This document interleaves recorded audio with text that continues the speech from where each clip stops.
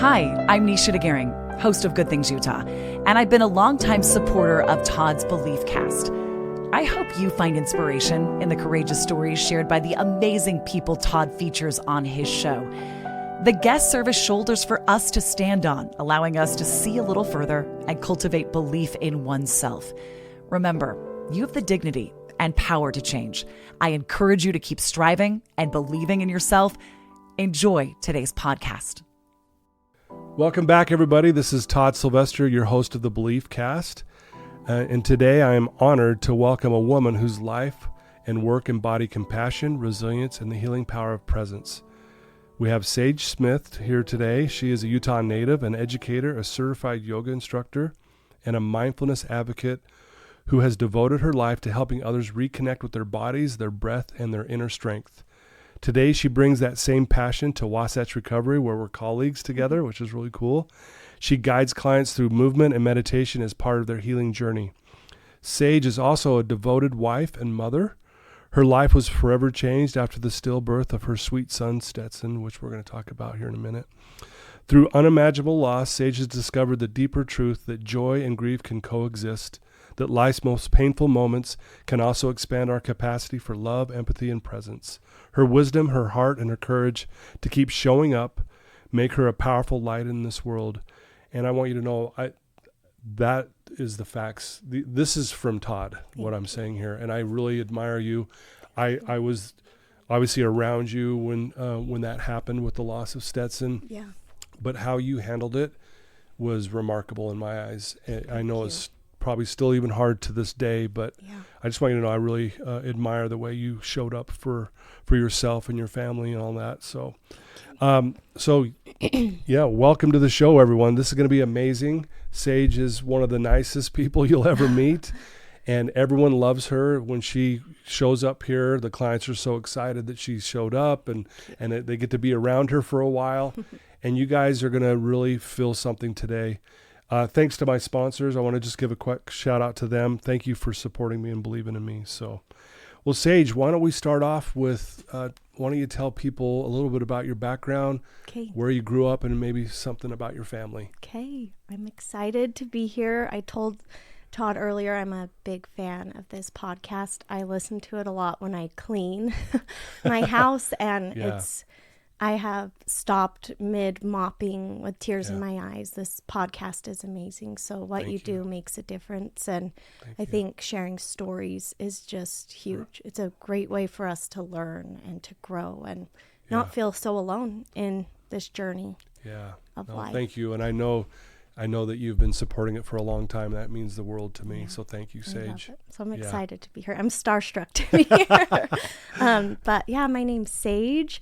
I grew up in Murray, Utah my whole life. Yeah. And I had a great childhood. I have amazing parents, Tina and Brett Holman. You know my mom. Yeah. You work with my mom. Yeah, Sage's mom. So those who don't know, she's the executive experiential director here at Wasatch. She's amazing woman, passionate about what she does, and she is. My parents are incredible. My mom is like this big fireball of energy, big enthusiasm, big love for life, big positivity, and my dad is like this calm, quiet, humble, sweet man. And I'm so lucky I've had their example in my life, and not a lot of people can say that about their parents, and I can. And I've watched their relationship and how they deal with conflict and how they work through life together, and I'm so lucky to be raised by them. And I'm very close with my parents. I love them. I call them multiple times a day, and I've been in your mom's office where, it's Sage again. Yep, I call. I'm like, FaceTiming. I need to talk to another adult. Yeah, totally. But my parents are amazing. I have two younger brothers, Max and Mason.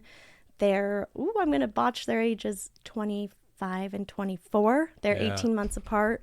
So they're super close. They're bigger than me now. They're giants, but I'm older. I'm older than them, and I love them. They both. Yeah, I was going to ask you I know your brothers really well. Yeah. Amazing guys. And a little crazy too. And that's what I love about them. Yeah. They're so different, at least in my eyes. But how was it growing up with 2 brothers. It was so fun. I remember always wanting a sister. Yeah. Like I remember being like, I wish I had a sister. Yeah. And I am so close with my brothers too. Yeah. They call me multiple times a day, Oh, mostly to FaceTime my children, but Yeah. I'm very close with them. Max is super loving and open and makes you feel really welcomed. And Mason is like this driven, hardworking, sweet person. So yeah, those are my brothers. We grew up in Murray, went to Murray High. Yeah. I danced growing up. That was a huge part of my childhood. I danced many hours a week. I feel like it taught me discipline. It taught me grit. It taught me to show up and like manage my time well. And so grew up dancing. I did drill team in high school. That was fun. Hey, my girls did drill. Yeah. And I'll tell you what, you guys work harder than any sport out there, period. We do. Harder than football, basketball, baseball. I don't care what anyone says. Yeah. I watch the mornings and at nights, Yeah. two a days for the whole school year. Yep. Right? So many hours, so many lessons. I feel like I've gained some of my greatest friends from drill team. Just making those friendships in high school. I'm still very close with a lot of those girls, but I loved dancing. And my mom, she had a herniated disc when I was in junior high in her spine. And so she had surgery to get her spine fused. And we had a woman in our neighborhood named Lisa Smiley. She's incredible. She owned a yoga studio. And after my mom's surgery, she said, Tina, come and practice yoga. It'll release the tension in your spine. It'll help you heal. My mom was like, I can't even turn my head right now. And anyways, my mom got into yoga. So when I was dancing in high school, my mom would come and teach the drill team yoga. And yoga was such this good outlet from dance. The dance world's really competitive. Yeah. And yoga is not. Yoga is like being where you're at in your body. And I'd never experienced that until my mom and Lisa taught me. So that's kind of how I got into yoga, was through my mom and Lisa. I didn't know. I was wondering that. That's cool. I did not know that. And my mom did a summer class for like kids in high school. So like tons of my friends would come. We would do this amazing packed yoga class with my mom every week for free. My mom didn't charge. Yeah. And kids we loved it. We would do these fun poses and introduce kids to yoga. So that's how I got into yoga. And it has saved me. And after high school, I traveled a little bit after high school with some neat opportunities. And then I went to BYU. BYU was my dream school. I worked really hard to get in there. It's a hard school to get into. Yeah. My family's big Utah fan. So I was like the black sheep of the what family. Is she doing? Yeah. Right? For going to BYU. Yeah. And I studied early childhood education. And I wanted to be a teacher. And so I had a great education there. I learned so much. I loved it. And that's when I really dove into yoga as well. Utah County has some amazing yoga studios, amazing community. And so I did my early childhood education degree and graduated, and I taught first and second grade for 4 years. Oh man, I could see you as a school teacher. I bet you were amazing. I loved it. I loved it, and I will go back. I love being in the classroom. I love being a safe place for students and creating an environment and a feel and a community. So I want to say, you said something. You want to be a safe place for kids, right? Yeah. That is one of your superpowers. And I hear this all the time with clients. I mean, everyone feels safe around you. And that's why I was like, if you go back to teaching, I mean, how lucky for those kids. But again, that is, I think, one of your greatest gifts that you have. Thank you. Yeah. That was really important to me as a teacher to be that safe place for kids, so cool. Someone they could trust, someone they could make mistakes in front of, and that we could grow through that together. So first and second grade were a blast. Like you're never, it's not an office job. You're moving around, you're doing art, you're teaching them to learn, to read, to write, to grow. The growth is incredible. And my coworkers at the schools that I taught at were just amazing. I got really lucky with who I worked with and who my boss was. And I have nothing but good feelings with teaching. That's awesome. So after I taught I taught in Salem, Utah, which is just this little heaven on earth. It's like farm country and amazing community. Like I said, my husband, Landon, I guess I should mention him, how we met. Yes. Shout out to Landon. Shout out to Landon. So going back a couple years, a long time, my husband, Landon, and I met. We actually met when we were 7 years old. Oh, okay. Yeah. So we've known each other a long time. My family moved into the neighborhood that his family lived in. So we lived about a circle apart. And we grew up going to the same elementary, middle school, high school. And we grew up going to each other's cabins. So like my family invited their family. They invited us to their cabin.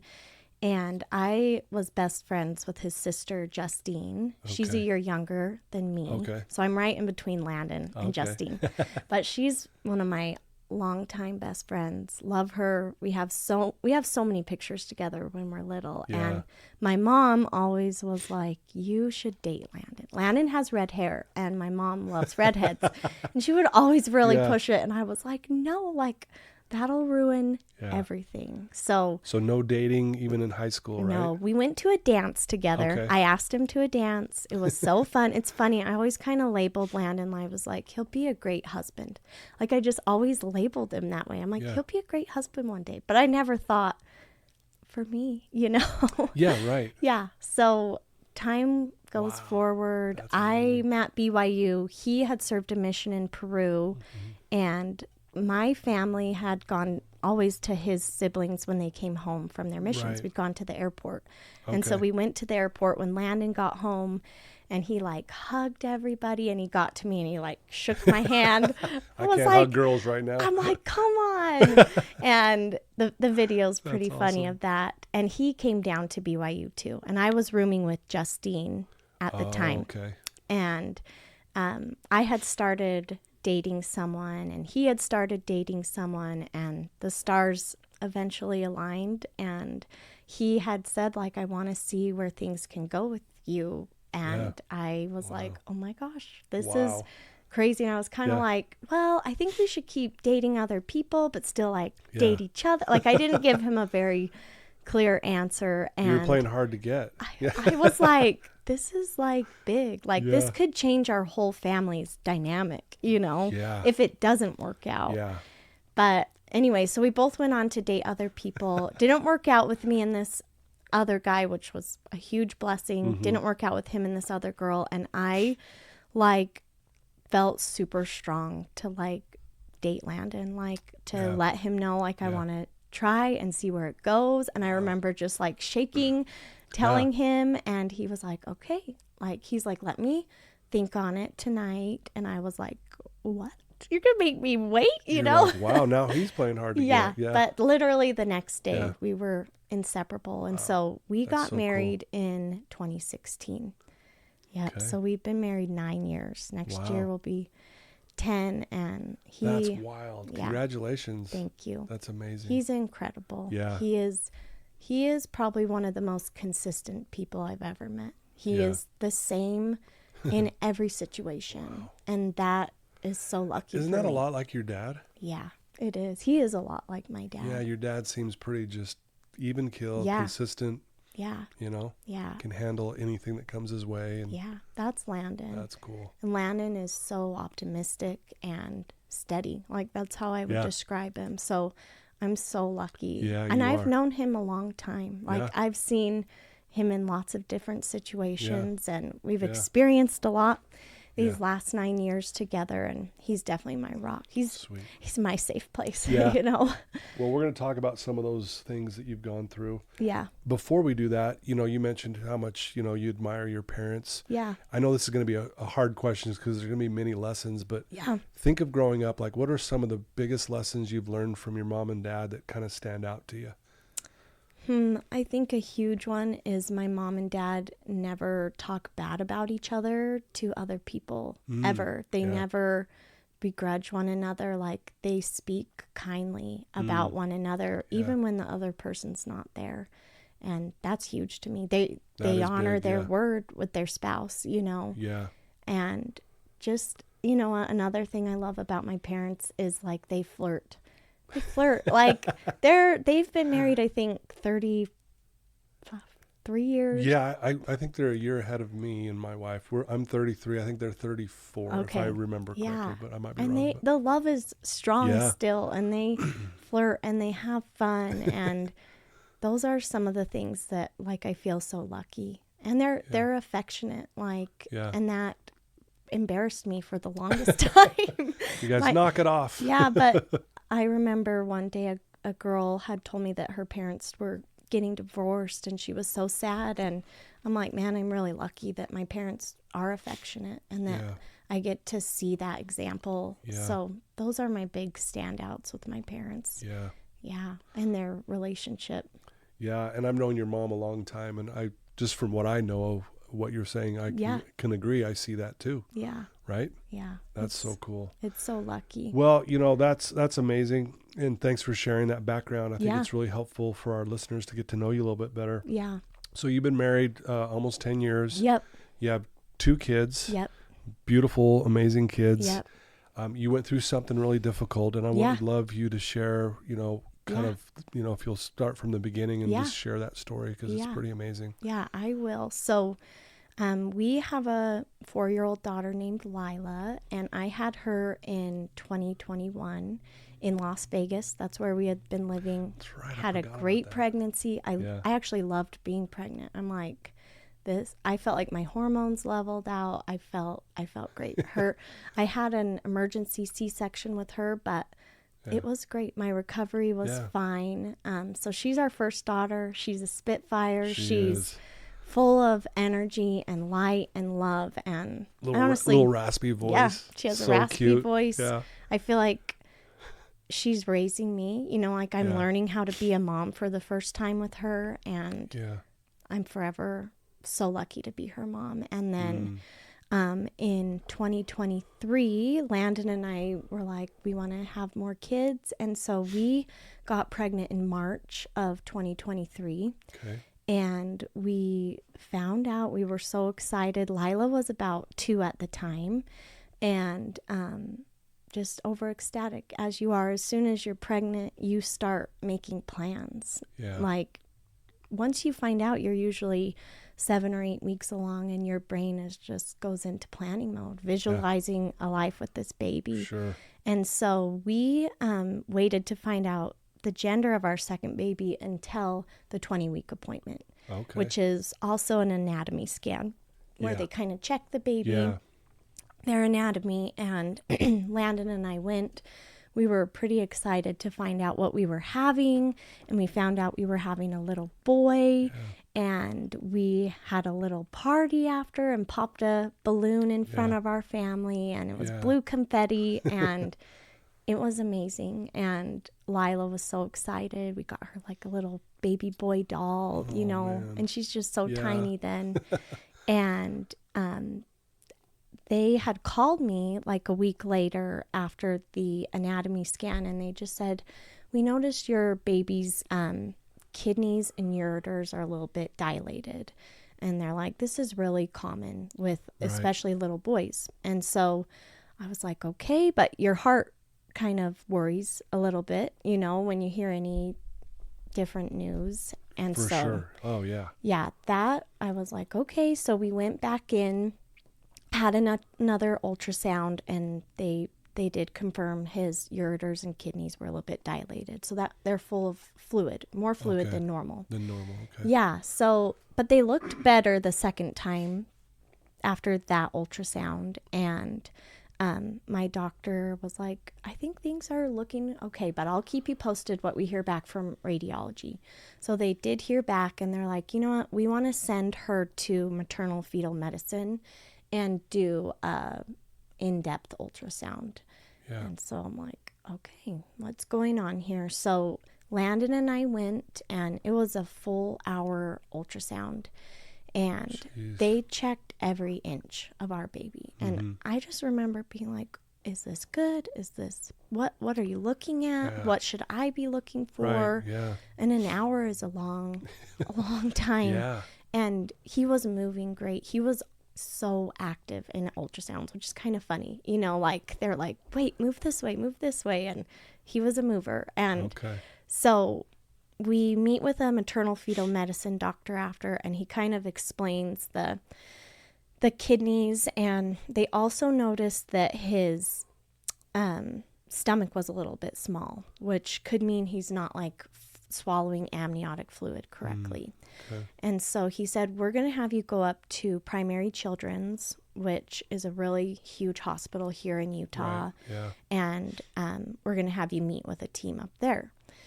And that was a lot to take in. Yeah. When you hear those words, Yeah. I can only imagine what goes through your mind, right? Yeah. Yeah, I wear my emotions pretty on my sleeve, and I just remember just having tears stream down my face when the doctor was telling me all this, because a lot of unknown, a lot of things out of your control. Yeah. So after that, it was like 2 weeks later, we went up to Primary Children's and we had another hour-long ultrasound, and then we met with a team for about four hours. And Wow. I won't go too into the details with all that, but my dad, he is a transplant coordinator and deals with kidneys, pancreas, livers. And so Landon and I asked my dad to come with us just to help me better understand what was going on with our little boy. And the team just kind of, they basically explained best case scenario of what could happen at birth and worst case scenario.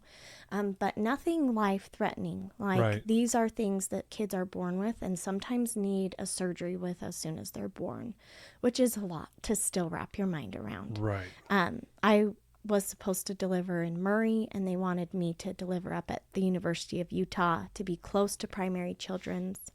But they basically just said, you won't know the outcome until he's born. And as soon as he's born, we're going to go run these tests on his kidneys and on his esophagus. They thought maybe with a small stomach, an esophageal fistula. I never thought I'd learn any of these things or words. Yeah. So after that big appointment, I just remember going out in the parking garage at Primary Children's and just sobbing and just the unknown. And that was probably my most challenging part of that pregnancy, was just a lot of unknown until he was born. Right. And at this point, I'm about 27, 28 weeks pregnant. So I've got a long ways to go. Right. Pregnancy can feel long. Forever. But this probably made it even longer. Yeah. Wow. It did. And I just remember praying for him. I remember people texting me and just saying, we're praying for your baby.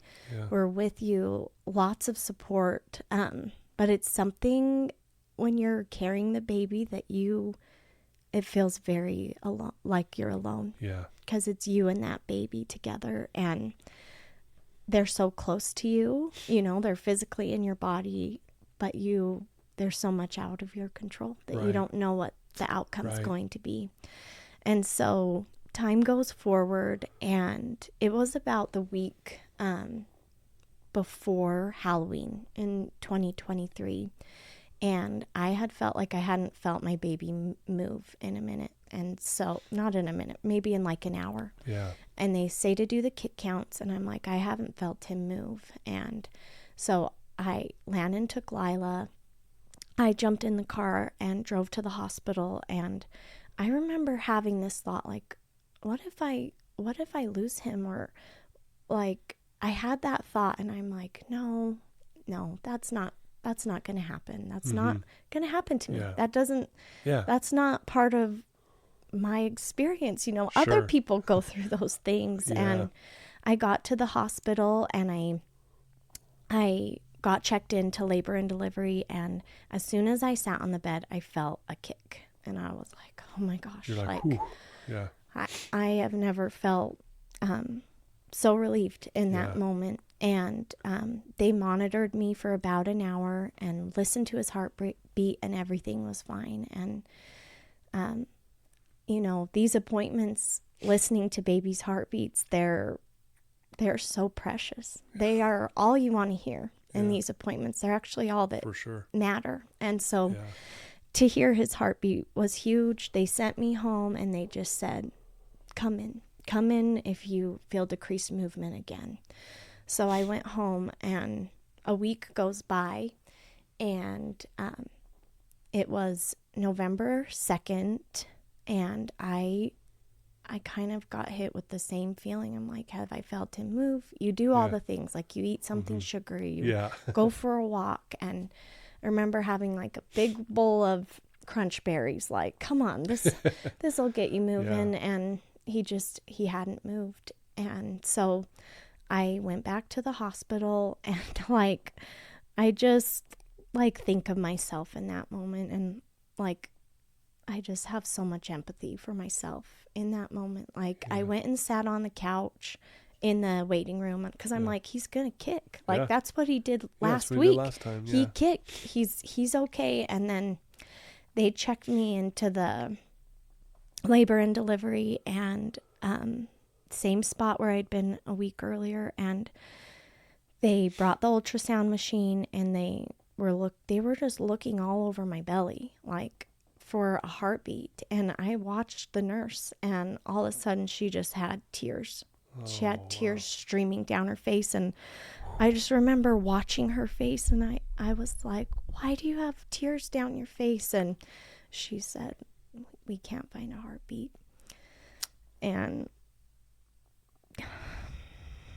sorry. You're okay. That my world stopped. My life stopped in that moment. Like, I had no words, and I was all alone, unfortunately. And they sent my doctor down, and he just checked everything again. They did an ultrasound, and he was gone. Wow. He was gone. I was 32 weeks and 4 days in my pregnancy. So in full terms, 36? Full term is 36. Okay, yeah. so you're right there. Yeah, I was, well, and you have a baby normally at 40 weeks, but 36 weeks is when you're okay, Yeah. So my doctor, he was like, I am so sorry. He's like, I want to deliver this baby for you. He's like, but I'm going out of town today. And he's like, do you want to wait till Monday to have this baby? And I'm like, no, I can't. We've got to go forward with this. And he felt so bad, but all the doctors there are great. And so I had talked with him, and Landon finally made it to the hospital, because I had called him on the phone and told him, and his whole world also had just stopped. And I just remember just embracing each other and holding each other and crying. Just, we couldn't believe it. Like, he had just been so alive, Yeah. And so from there, they had a specialist come in and do another ultrasound. And I remember her looking at me, and she just said, this is one of the most peaceful ways your baby could have gone. Like, he's in your womb. Right. He's safe. And in that moment, that did give me like a lot of peace. Like, I was like, okay, but he's gone. Like, so Sure. From that point, they sent us home. They had us go home and pack a hospital bag to come back. And so we went home. My mom was with Lila, and we had to break the news to her, to Lila. Lila was so confused. I can't even imagine that. Yeah. Lila, she was so little. She was 2, but right. she's a wise little girl. She is. Like, she's smart. Yeah, and my in-laws were there, and Landon and my father-in-law, they gave me a blessing and just of strength that I could get through this delivery of delivering our baby who had passed away. Oh. And so from there, we went back to the hospital. And as we were coming back into the hospital, my OB nurses were walking out of the hospital, which I felt like was this, it was so lucky to see them because they had been with me through my whole pregnancy. I want to take a moment to express my heartfelt gratitude to the incredible sponsors of the Beliefcast podcast. First, Craig from Craig Swap and Associates. If you need an attorney, he's your guy. Trustworthy, compassionate, always there when you need him most. Next, Wasatch Recovery, the greatest university on the planet, transforming lives one day at a time. Sandy from Minky Couture, the creative genius behind the most comfortable blanket you'll ever wrap yourself in. Comfort like no other. Special thanks to the award-winning pianist Paul Cardall for his beautiful music that brings inspiration to every episode. And they just hugged me and gave me a little boost of strength, and we went in and you get checked in, you get robed up. I remember, they have you get weighed before. Okay. They weigh you, and this other mom was there and she's like, "Are you having your baby?" And I was just like, I don't even know what I said. I don't know what I responded. Yeah. But that's kind of what, that's what is associated with birth. It's joyful. It's joy. Happy. And this experience of losing a child and having a stillborn child, it's it's opposite in a lot of ways. Sure. And I'll talk more about those, but we got checked in. They had to put my body into labor. I wasn't dilated at all. And so we got checked in on November 2nd at 3:00 p.m. So 3:00 in the afternoon. And I got my robes on, and over our door, they had put a leaf with a teardrop on it. So that lets the other nurses, lets people know that this is a room where a child has, passed away, which I think it's really neat that the hospital had that in place, because that is how I would describe the feeling in our room, was really reverent, like really, I can't even explain it, like somehow there was stillness and peace there. And one of the first things that they have you do is just awful. They ask you, they're like, "Do you have any idea where you want to bury your baby?" And you're like, "I just found out that we've lost him." It's not even on my mind. No, but these really challenging questions, like, where do you want him buried? Where do you want him laid? What do you want to do with his body after? Just things Landon and I, we have never thought about. We've never even thought about our own graves or where we're going to be buried. And it was a lot. It was a lot to have to think about. I mean, it's not what you want with your child. You want your child in your arms. Absolutely. And so those are some of the questions that logistically they have to ask you, and it's so painful. And it took a long time for my body to start going into labor and to be ready to deliver him. And they did all the things. I went through 3 shifts of nurses. The whole process for me was about 36 hours. And as I'd mentioned, I had a C-section with Lila. And my doctor, he was just like, "I really think we should try for you to have him vaginally. Like, you'll heal quicker. It could help you in the future if you want to get pregnant again, to be more healed."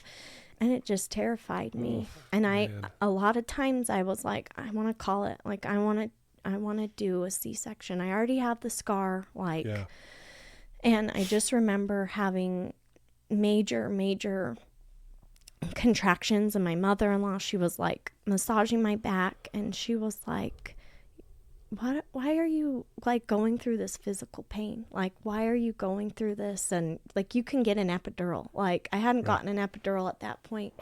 And I was like, you're right. Like, why am I?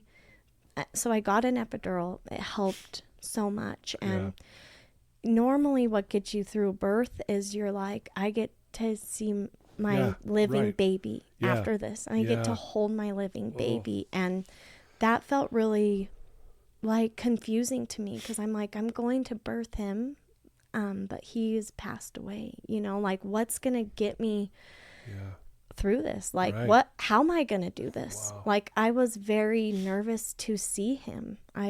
And like, that's just my honest feelings. You're nervous to see your little baby that is gone now. And I remember something that really helped me was I was thinking about Lila, and I was like, I want to run with Lila. Like, I want to be able to run with her and play with her after this. And she really helped me, like, in that mindset to get through it. And I remember really fighting what was happening. Like, I remember just being like, no, this is not how I can't believe this is part of my story now, and fighting it. Like, I felt it physically. I'm fighting this. And I think once I got that epidural, it helped too. But I really felt that moment of like surrender. Like, I remember thinking that word, like, surrender. Yeah. This is what's happening. This is your reality right now. And I felt that physically, mentally, spiritually. And my sister-in-law, she had texted me a scripture. It's like John 14:18, and it says, I will not leave you comfortless. I will come to you. And I felt that, like, this was the most terrifying thing I've ever had to do. And somehow I don't know how, but I was lifted through it. I was able to feel some calm during this labor, and I will never forget that feeling. And our doctor that ended up being the one delivering our baby, he was calm, he was reverent. Our nurse was exactly who I needed in that moment. And time went on. I got to sleep a little bit, and I just remember being like, these are some of my final moments with him, with me, with Stetson, with me. And I had got to a 10, which felt, it's like this mix of feelings, because you're like, I'm so proud of my body. Like, you're doing this. Like, it's amazing. Your body is such a huge part of this experience of birth and child loss too. Your body, it's a whole being experience. And we pushed, and they're very good at communicating with you. They're like, what do you want us to do with your baby? Like, do you want us to take him out and give you a minute? Do you want us to hand him right to you? Do you? And I felt pretty nervous, and so I was like, if you'll just wrap him up and hold him at first, and then I'll let you know. And I pushed and I pushed, and I was able to deliver him. And I looked right down at him. I'm like, I have to see him. Yeah, he's couldn't resist. I've been waiting 7.5 months to know who this little boy is. And they handed him up to me, and I put him on my chest, and he was perfect. We named him Stetson. He's 4 pounds, 17 inches. We just marveled at him. And I just kept looking at him like, are you going to take a breath? You know, like, there was no breath. And me and Landon just gushed over him, just like you would, you know, any living baby. And we admired his features. He had like this cute button nose like Lila, and these super red lips. That's something that's common with stillborn babies. Really? They have bright red lips, like bright red. Really? They were almost like lipstick red.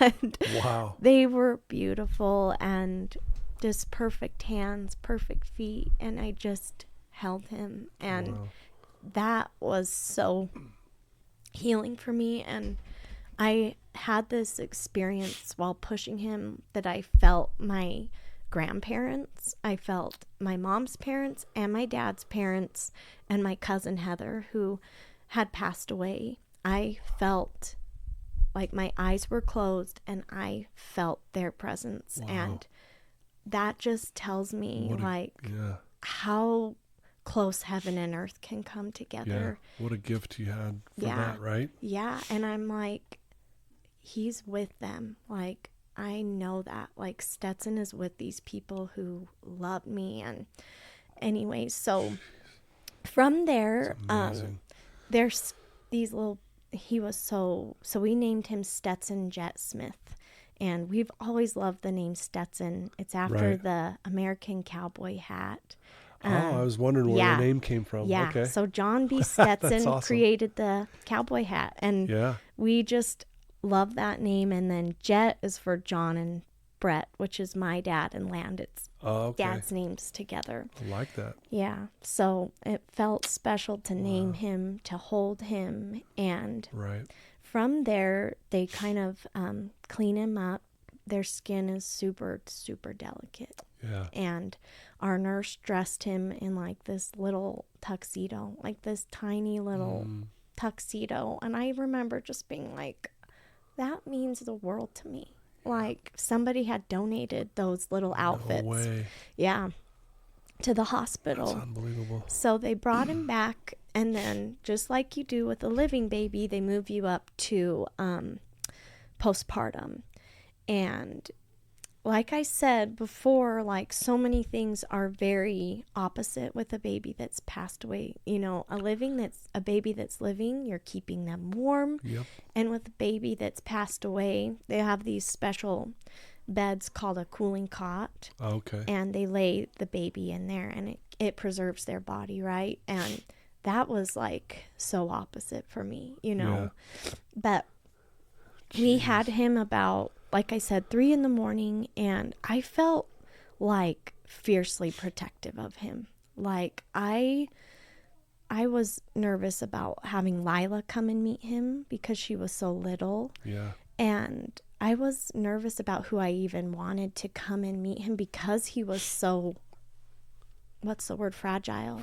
You know? Sure. So we had my mom and dad and my in-laws, Margie and John, come. And it was like 7 a.m. because we just wanted them there as soon as possible. Sure. And, you know, they experienced a little bit of what we had, like people walking into the hospital with balloons and celebrating having a grandbaby. And it's really opened my eyes to both sides of the coin. But they came, and there's some of my favorite pictures ever of my parents. There's one of my dad holding Stetson and just marveling at him, you know. Sure. And it wasn't only a loss for me and Landon, it was a loss for our family. It was a loss for our parents and our siblings and you know, Stetson's cousins, and it was a huge loss for so many people, and that was hard too. It's hard to watch other people hurt too, but we had that time with our parents, and then they left and had to say goodbye to his physical body, you know. For sure. And Landon and I, after that, Landon and I, thank you. After that, you know, they tell you to take as long as you want with your baby. Stay as long as you want. Hold him as long as you want. And my hairdresser, who I had gone to for 10 years, she had a stillborn baby. And I had asked her, like, what do I do? And she just said, take as many pictures as you can. So we just took tons of pictures of him. And we said, like, we had a final moment with him. And basically from there, they take his body and they go and make molds of his hands and feet. So these are his hands and feet. Can we pick them up? Yep. You want to show? Yep. These are like my most prized possessions ever. That's amazing. So these are Stetson's hands and feet, and so much detail. So detailed, just perfect, just tiny, and I love these. So I keep these by my jewelry in my room, and I kiss them, and when we go on trips, I'm like, goodbye, I love you. Oh man, those are so precious. Yeah, They are something that Wow. I will cherish forever and ever, and just the detail and the tininess. And Right. so as soon as they take them, they make these molds, which I love that they do that. Right, Like, it's incredible. And I remember after, thank you, after they took him, you know, I just delivered a baby, and, thank you. Talk about that. Yeah. Landon and we just took a nap because we were exhausted. Oh, I bet. Like, I had just gone through labor, and part of what gets you through labor is having your baby after, you know. Right, yeah. You hardly think about yourself after when you have a living baby. And we just, like, I remember being like, that was the saddest nap I've ever taken. Like, we just were exhausted. But Yeah. Wow.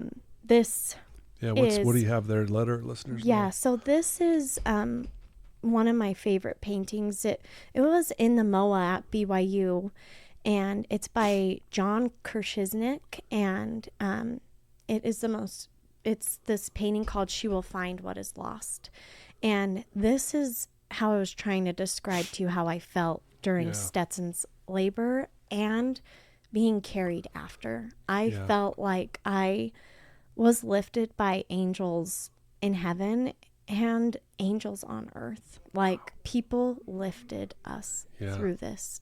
And I will never forget, like, the kindness that has happened for us. And that's beautiful. Thanks for sharing that. Yeah. And these are amazing. I love them. I know. Yeah. Oh, gosh. They're It's so touching. they're like a reminder that he existed, that he happened, that I carried him, you know.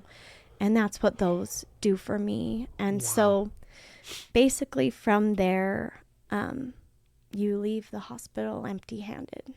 You leave the hospital without a baby, and you drive home without a baby.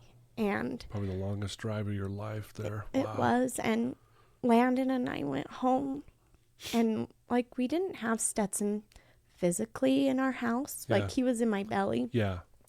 But, like, we felt this major hole. Sure. Going home, and we just went to bed. Like, I remember there had been baskets and flowers and just so much love, and we just went to bed that night. And that's when I feel like this whole experience, I became like a totally different person than I was before. Grief and loss really transform you, and they change you. And the next morning, Landon and I went on a walk, and I remember, like, looking at people so different. Like, I'm like, what are they carrying? Like, what are they going through? You don't know what people walking on the path next to you are going through. And that, maybe I was naive before, but this loss, I just remember that so well, just being like, what are these other people going through? And so what I'm hearing too, you're a very compassionate person. You always have been. Yeah. But I would imagine it was magnified 1,000 times because of that, right? It was, like, loss and pain. It just makes you so much more aware of maybe what other people are going through. Yeah. And especially, like, child loss or infertility or miscarriages. I mean, so many of the women in my life have experienced those things, and I hadn't. Yeah. And you, of course, are so sorry, and you reach out, but, like, going through this, I have, like, so much a depth of love for them, and a depth of empathy, and a depth of sadness for them, you know, that women and families are carrying when these pregnancies don't go as you hoped and as you planned, and it's devastating. And somehow you have to keep going. Yeah. Like, that was the part that felt really maddening to me. I'm like, people are just going to work again, and you got school and jobs. I'm like, the world should stop right now. It should. And almost, it feels like pointless. Like, now I get up and go to work, and I go work out. I do a yoga session. Like, what am I doing? Yeah, that's exactly how it felt.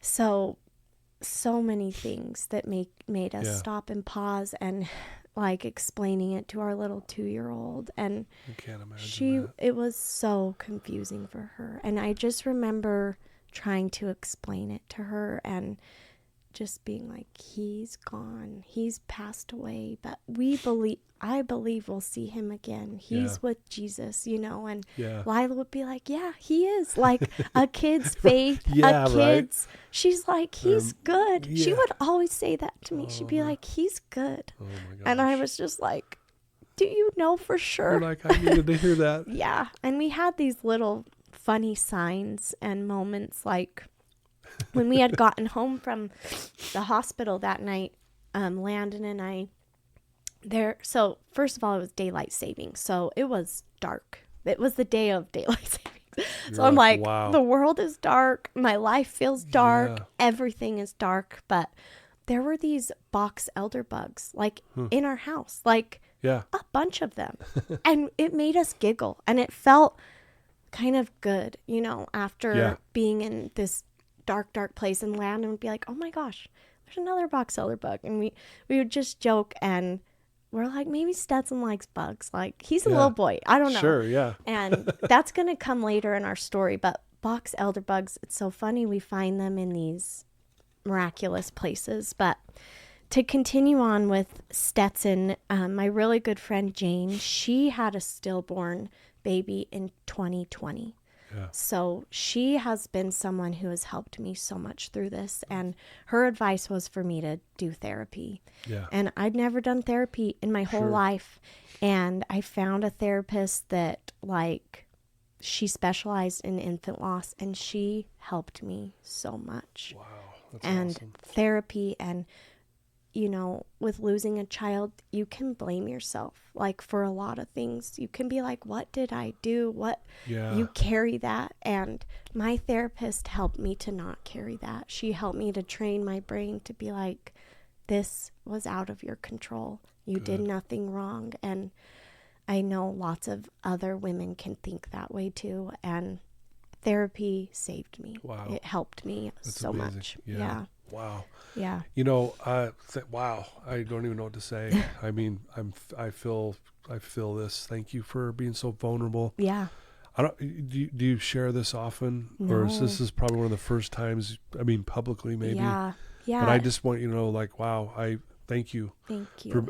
I think because a lot of people tuning into this may be in the same situation, or even if they're not, maybe they know someone or they have a daughter who's gone through what you've gone through, and this will be so helpful for them to hear your strength and to feel less alone in it, because it is very isolating, and your grief is so big, especially in the beginning, and babies were painful for me to be around. Like, I couldn't go to some of my friends' showers. I really had to protect my energy and my spirit, and that was hard because I'm a people pleaser, and I like to show up for people. Yeah, you're a social person. You love being around people. I do. Yeah. And I feel like through losing Stetson, I gained so much love for myself. Like, I remember looking in the mirror and being like, you have been through it. Like, you have really gone through it. And, your body, even after having a baby, you're very much recovering from birth still. Yeah. And that's a reminder of him.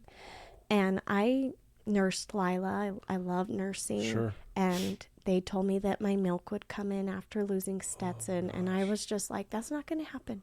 It's not going to happen for me. Like, I've been through a lot, and it happened. And same thing, another opposite is you have to try to stop your milk. You have to take, like, allergy medicine to dry up your milk, and all these crazy things that you're physically recovering from. And my body was so ready for a baby. Like, I remember being in the shower, and I noticed I was rocking side to side, and I'm like, oh my gosh, my body was ready to care for him, you know? Yeah. And that's a huge loss too. Yeah. And so, I love what you said though, when you said you started having so much love for yourself. I did. I do. And you do. Yeah. I admire you, and I just think the resilience and dedication and the strength that you showed through this whole thing. I can't even, I was thinking of a quote that I wanted to share with you because I knew you were going to be sharing this, and I want to share it with you, and I'd love to hear your thoughts. And it's by Rumi, the 13th century Persian poet. Yeah. And I thought this will mean a lot, I think. Yeah. And here's how it goes. The quote goes, "Whenever sorrow comes, be kind to it, for God has placed a pearl in sorrow's hand." Wow. Yeah, it's true. Yeah, and if anyone knows that, it's you. Yeah, I do. And love to hear, like, you've had these pearls placed into your hand. Yeah. Because of this loss. Sorrow. And the sorrow you've gone through. My goodness. Yeah, I think going through sorrow and pain, when you experience joy and happiness again, it's so much deeper. Because you have experienced the other side of it, like that joy means a lot more now than it did before. It's a deep joy, Dang. And I savor some of the tiniest moments with my kids now after this loss, and it's made me slow down as a mom, and like Stetson, we can feel him close, and we try to honor him. And a unique part of my story is that 2 months after we lost Stetson, I got pregnant with Harvey, our little 1-year-old that we have now. And I got pregnant on birth control. It was a total surprise. Yeah, you weren't planning this that soon. No, it was 2 months. I had been pregnant for 7.5 months. We went through this horrible tragedy, grieving process, in the thick of it. Yeah, you're still going through it. And then we find out we're pregnant again, and it really put me kind of back in it. And I was carried through Harvey's pregnancy. I don't know how, but I was lifted, and I remember, if it's okay, I remember you coming here, and I think you were dropping something off to your mom, I had known that you were pregnant again. Yeah. But just the way you talked about it, just with me even. Yeah. I remember when you left, I was like, that is one of the most courageous women I've ever met. Thank you. Like, it was, again, it's one of those pearls placed in your hand again. Yeah. Even though it wasn't planned. Yeah. But wow, the way you like rose up and was like, and you're right, you were probably being bared up by the, the angels you talked about, right? Yeah. And, they have I'm high risk now, considered high risk in my pregnancies after losing. Because of what happened. Stetson. Yeah. Mm-hmm. And so very early on, they monitored me a lot with Harvey, and that can bring a lot of nerves. Oh, I used all my yoga. I remember before my NST appointments, where they listen to their heartbeat for about an hour and track their movements, I would just lay on the ground. Like, I would lay on the ground at home and just breathe and put my feet on the ground. And I had to do stuff like that because it can bring so much anxiety. And but like I said, I was lifted through it. I had so much support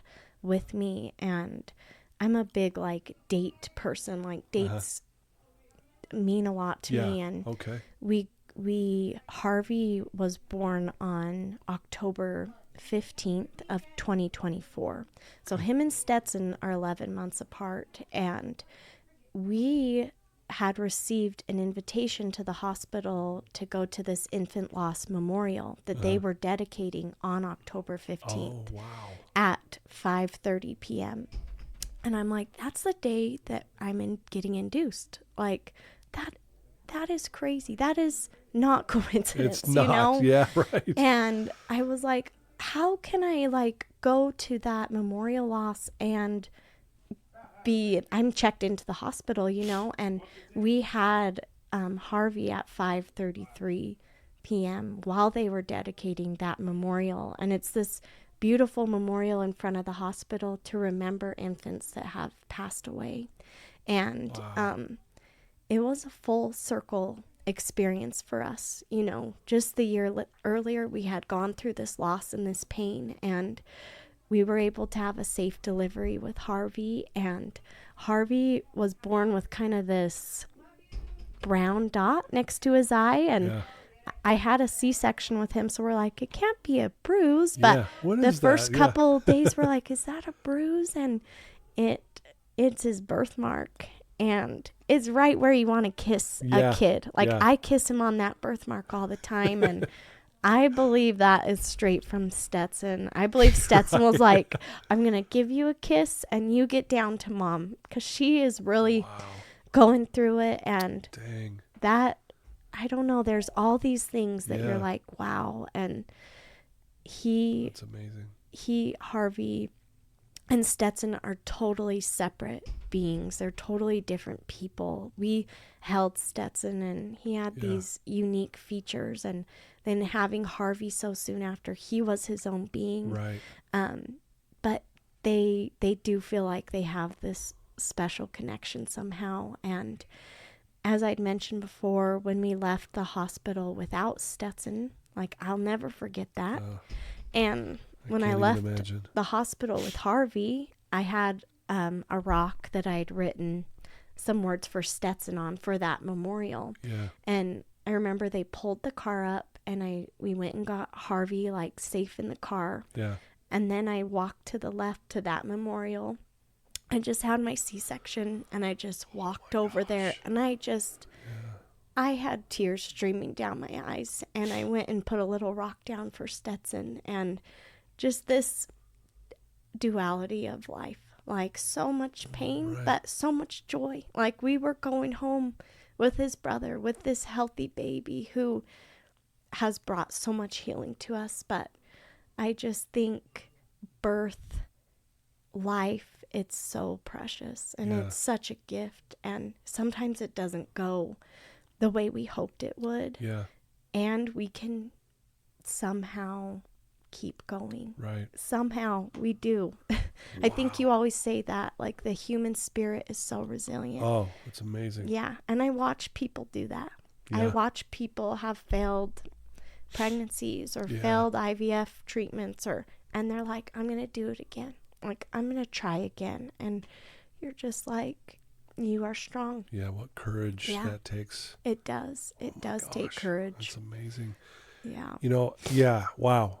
Amazing. Yeah. And the duality of life, right? The grief and the joy. Yeah. And you having this experience so close together, having Harvey so close, right? Yeah. But almost like, is it fair to say that it was a gift that it happened the way it did? It is. Versus waiting maybe another year or 2 or 3? It's a total gift. And in the moment, I didn't feel that way. Right. I felt really scared. But I feel so lucky because Harvey, he has brought us a lot of healing. Yeah.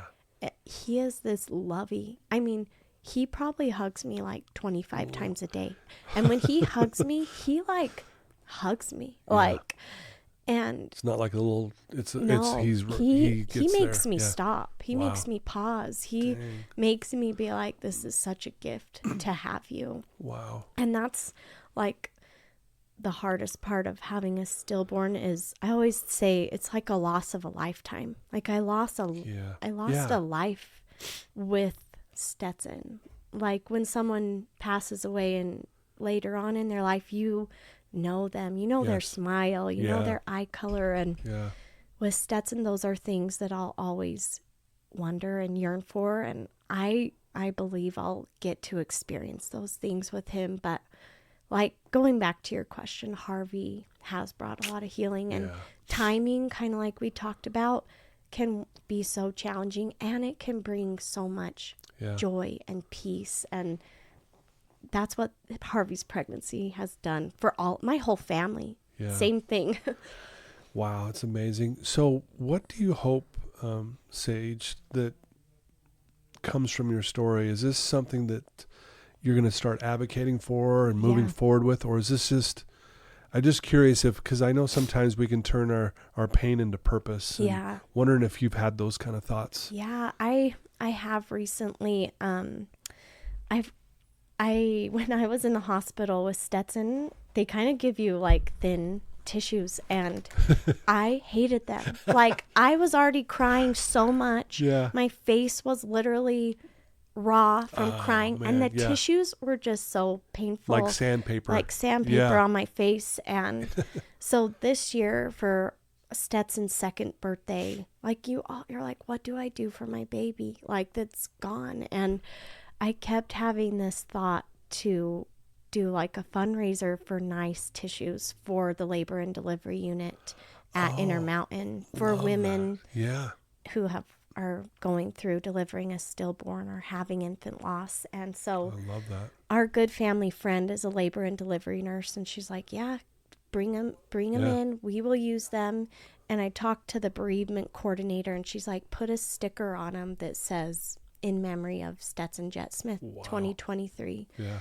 And so I put it out there. I called it Tissues for Tears, and we got like $1,500 donated. No way. And so I bought really nice tissues, like infused with lotion. Yeah. And we got stickers, which has been fun for Lila even to stick them on the boxes. And me and Lila and Harvey the other day took our first load over, and my friend Shandy, she works in labor and delivery, and she sent me a text just yesterday and said, we've been using your tissues a lot this week. Oh, wow. We've had a lot of demises. And she said, but these tissues, they are helping these women feel less alone. Yeah. They're making them be like, I'm not alone in this. And that's something that has felt good recently that I've done, because I think about those women and families all the time. For sure. Going through the unimaginable, and hopefully giving a little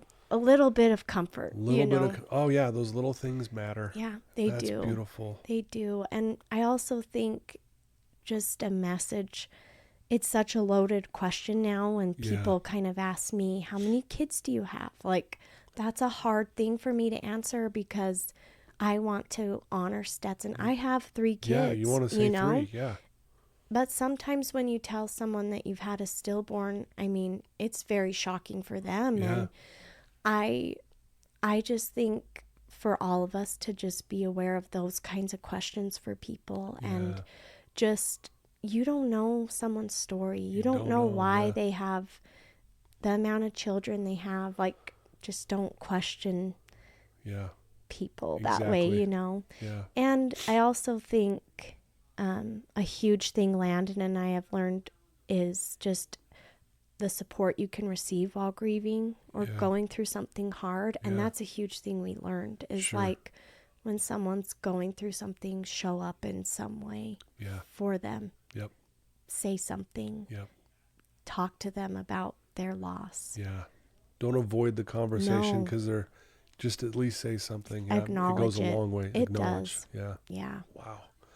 Well, that's amazing that you're doing those tissues and stuff. And, one of the questions I always ask, and you probably know this, if there's someone listening to you right now, Sage, who's in a dark place and they're struggling, what would you tell that person? I would tell them that they're not alone. As they might feel, I would tell them that they're not alone. And I would tell them that they have a God who's aware of them and loves them, and they have friends and family who love them. And as crazy as it sounds, what they're going through right now, it's so hard to think this way, but it might help. You might be the person helping someone someday through this. And so just, you're not alone. You are loved, you are needed, and you can get through this just one step at a time. Yeah. That's what I would say. Love that. Beautifully said. Thank you much. Thank you. If someone wanted to reach out to you, Sage, and they want to just learn more about your experience and maybe get involved with what you're doing as well as advocating for those who have lost a baby, what would be the best way for them to reach out to you?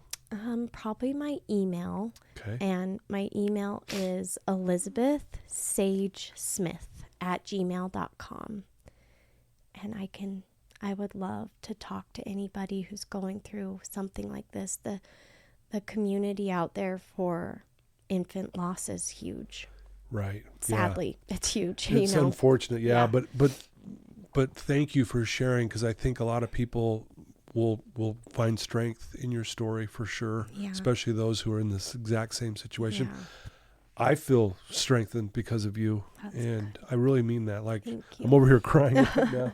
I'm sorry. I'm emotional about your story, but because I care about you and your family so much. Thank you. Yeah, your family's amazing. I'm grateful that I know you. Thank you. Thank you for being vulnerable and coming on my podcast. It means the world to me. Thank you. I hope you know that. Yeah. Thank you. It's been really, it's healing to talk about Stetson, and it's really a gift to get to say his name. Like, I get to say Lila and Harvey's name hundreds of times a day, and some days I'll just say his name out loud. So thank you for this gift to just speak his name and tell his story. You're welcome. You are so welcome. Yeah, in honor of Stetson today. Thank you. Yeah. Thank you, Sage. You're the best. Thank you. You are too. Thank you. Well, there you go, guys. What an amazing experience we just had here today. I know you felt the same way I'm feeling right now. I can't stop tearing up here. And thank you. I need one of those.